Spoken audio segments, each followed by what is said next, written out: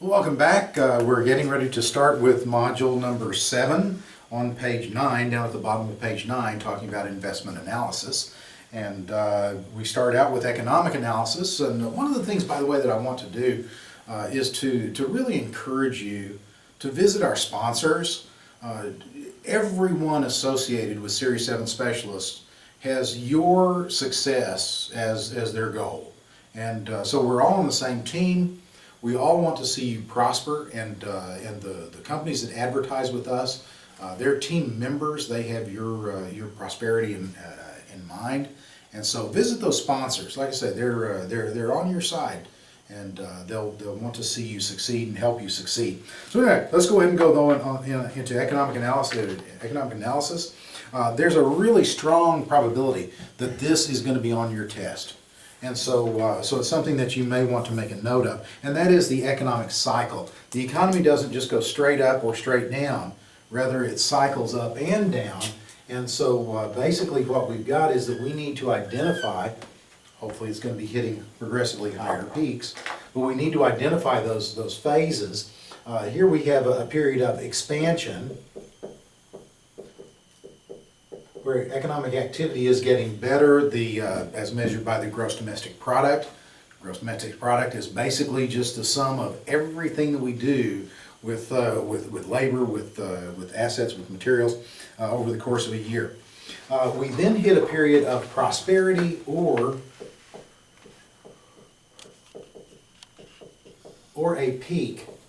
And really the two terms are kind of interchangeable. To make it make a little bit more sense, what you really hope to do is to come up here towards the top of this and just have a real slight growth pattern, just an extended period of prosperity. Okay? But sometimes it comes up and then just goes back down, so a peak is also applicable. And then you enter into a contraction.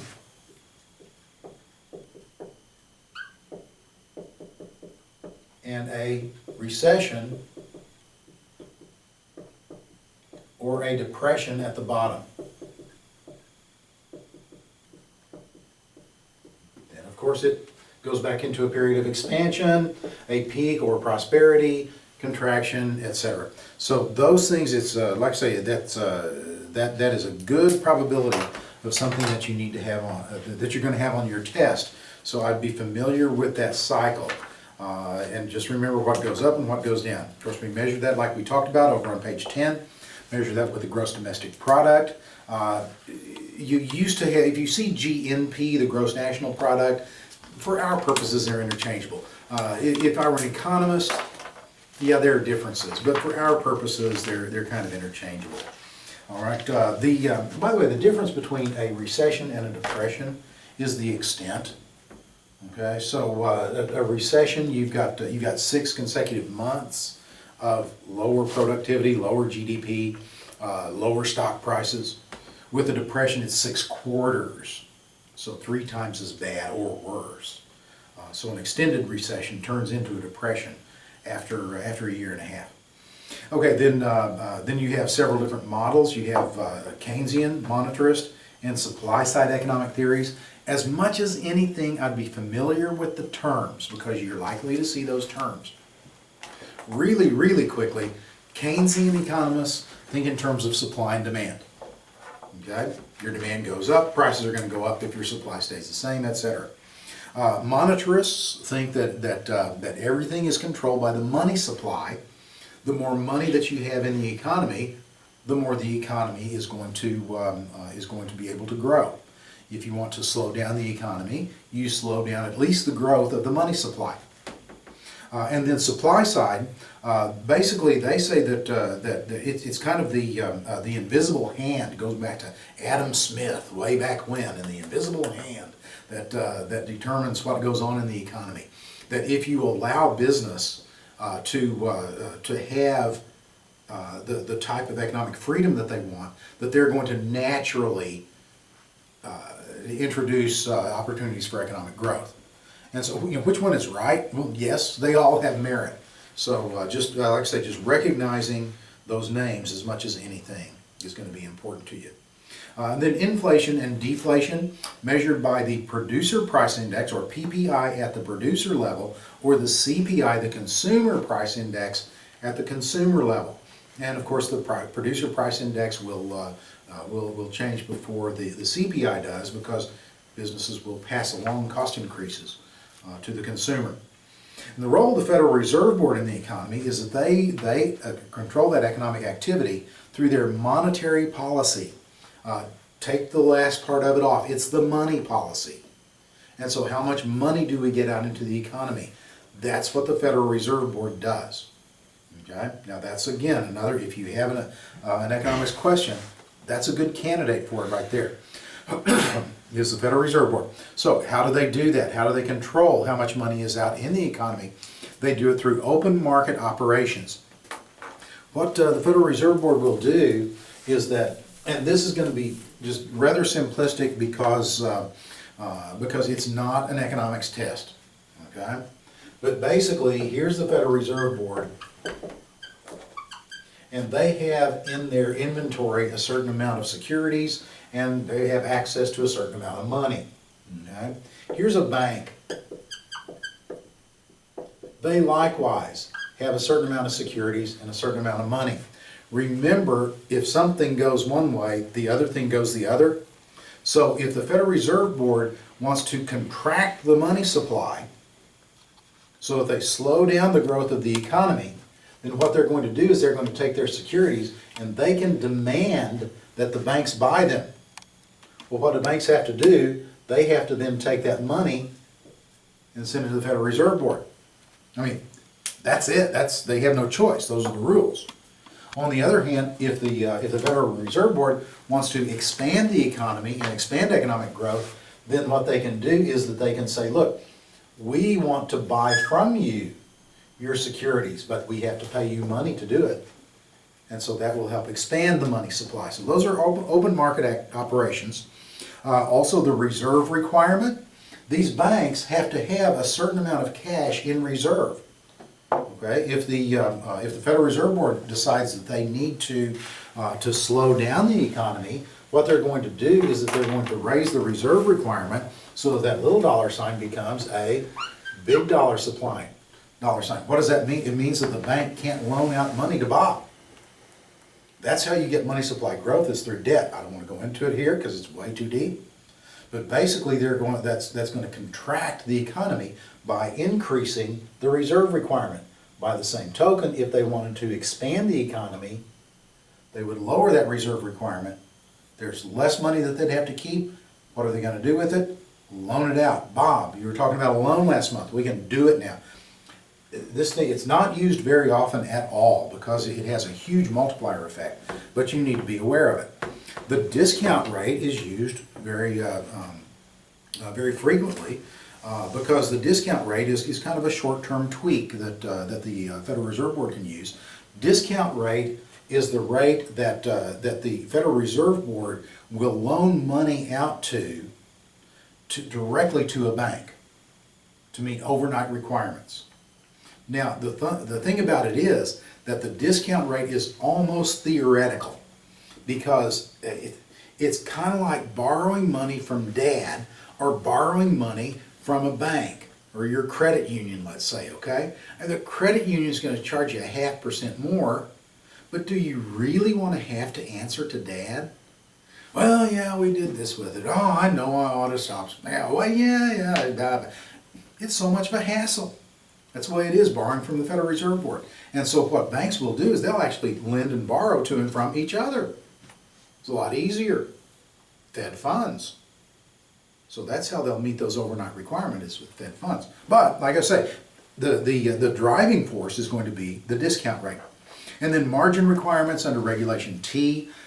Don't want to go into, again, the big details, but if we increase the margin requirement, margin is the amount of money you've got to deposit into an account. So it's been 50% like forever and a day, but if the Federal Reserve Board raised it to 70%, let's say, then guess what? That would consume more investor money and mean that there's less money out there in the marketplace. The money supply overall would contract. And likewise, if they were to lower it, It'd mean that people would take money out of their margin accounts and buy that new car. So that's basically what we've got with the Federal Reserve Board. And then other important interest rates. Now, the thing about it is that, that the discount rate is a declared rate. Federal Reserve Board says, we are establishing a discount rate of X%. These are all market driven by supply and demand. So loaning to and from banks, that Fed funds rate, okay, that's market driven. And literally sometimes it can be what time of day do you call. So Fed funds, like I say, is a market driven rate. LIBOR, the London Interbank Offered Rates. And I would just be familiar with that acronym. LIBOR is London Interbank Offered Rates. It's kind of the European equivalent of our Fed funds. Okay, but a lot of banks are using LIBOR now. But London Interbank Offered Rates, and recognizing the name, probably going to be enough for you. Okay, prime rate, that's the rate that a bank will loan money to its most creditworthy business customers. So prime rate, we're familiar with that, and that's it's declared by banks, but it's kind of the pressure of the competitive pressures in the marketplace.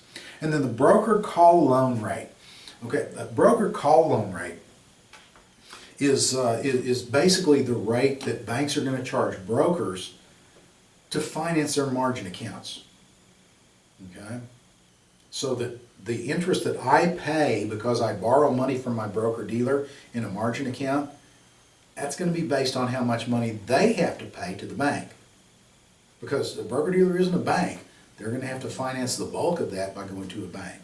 So that broker call loan rate, I say, is banks to broker dealers.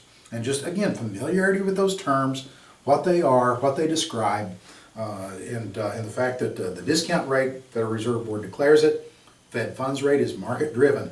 Those are going to be a couple of the possible questions you'll see.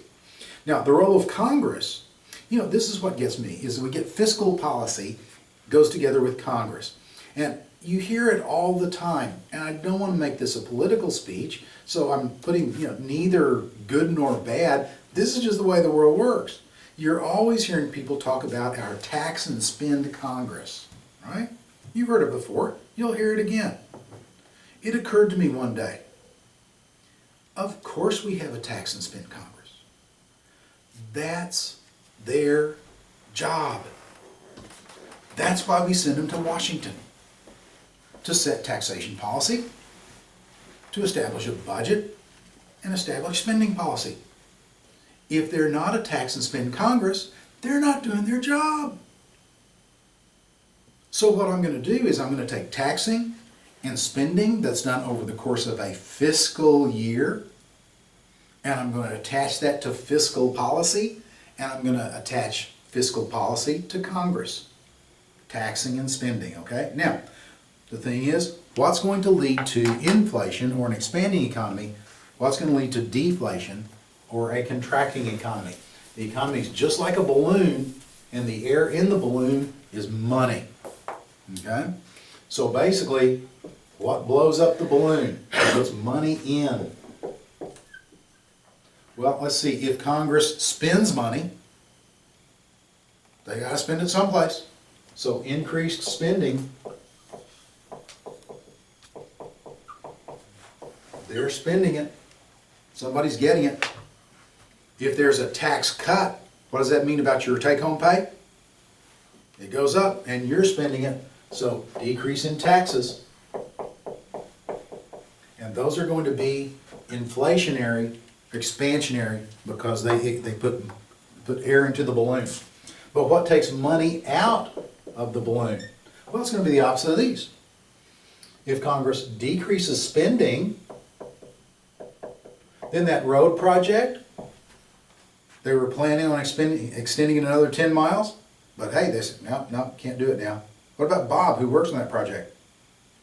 Yeah, okay. Or what if they increase taxes? Dang, I got a raise, but I didn't get it. I'm getting less money now than I was before. And those then are going to be something that contracts the economy or are deflationary. So like I said, just like a balloon, there we go. And so that's fiscal policy, and again, a good probability of a question on that as well. The economy's impact on securities. Bonds respond to changes in interest rates due to inflation. Basically what you've got is that interest rates are going to be the cost of money plus inflation. So if you have very low inflation, you're going to have very low interest rates. If you have high inflation, high interest rates. And short-term rates are more volatile, long-term prices are more volatile. Now, like I say, that's what we talked about earlier with that, that we made the little illustration with the pen, okay? That has to do with the maturity, okay? And long-term prices show more price volatility. But with regard to rates,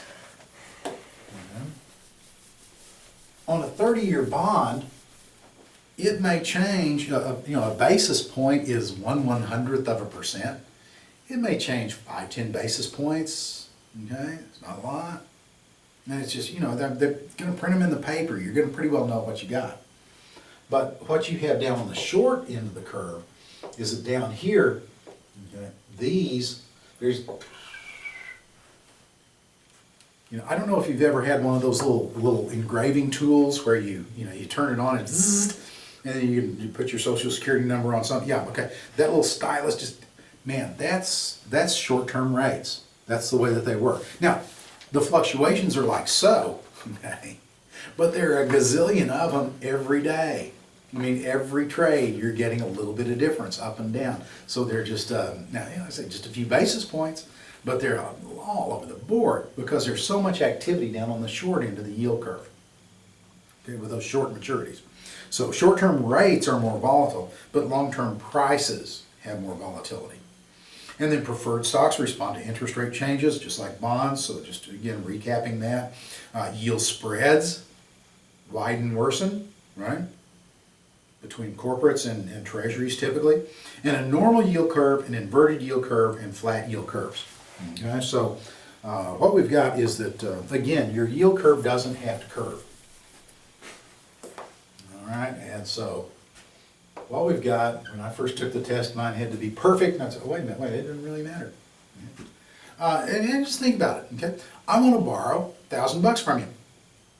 And you know what? I've got a check that's coming in tomorrow, and so it's a very creditworthy person who's going to be writing me the check. They've never failed to give me a check on time.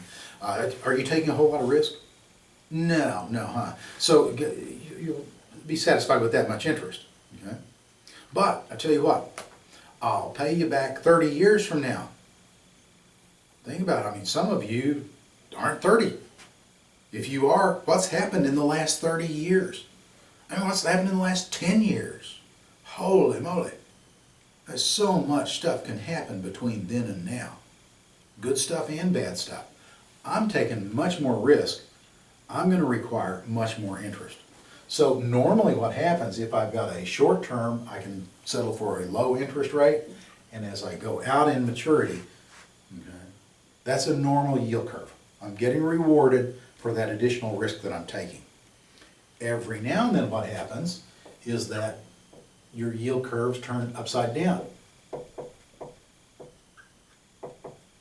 In other words, it's an inverted yield curve, where short-term rates are higher than long-term rates. What's going on here? The Federal Reserve Board lives right there at the very, very short side. And what they're wanting to do is that they're wanting to contract an overheating economy.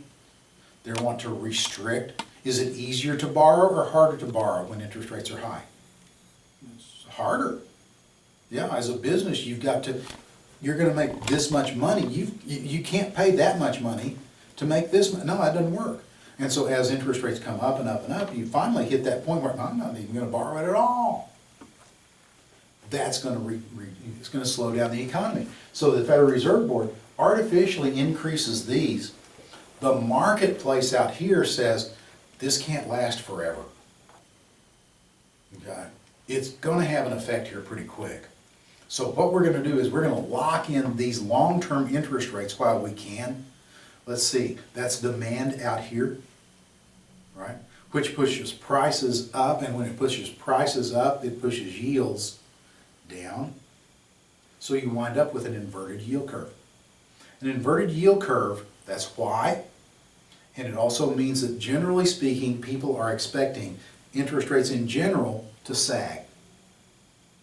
So even those long terms will probably come down some as it comes out. And then of course, in the transition, either from here to there or vice versa, you can have a flat yield curve where it's transitioning from normal to inverted or vice versa. Okay, so anyway, but those are our yield curves. And again, just a basic understanding of what they look like, what it means, that's going to be plenty good for you. And then stocks do well in periods of modest inflation. People gripe about inflation. People love inflation. They just don't know it. It's true. You know, they get raises at work. Prices go up, but they're still able to maintain their lifestyle. Hopefully they're able to improve their lifestyle. But like I say, businesses do well when there's modest inflation. Let's see. This really is a pretty decent breaking point for us, I think. So let's go ahead and cut off this video here, and then when we come back, we'll pick up with the different types of risks that we have. So anyway, we'll see you in a few minutes.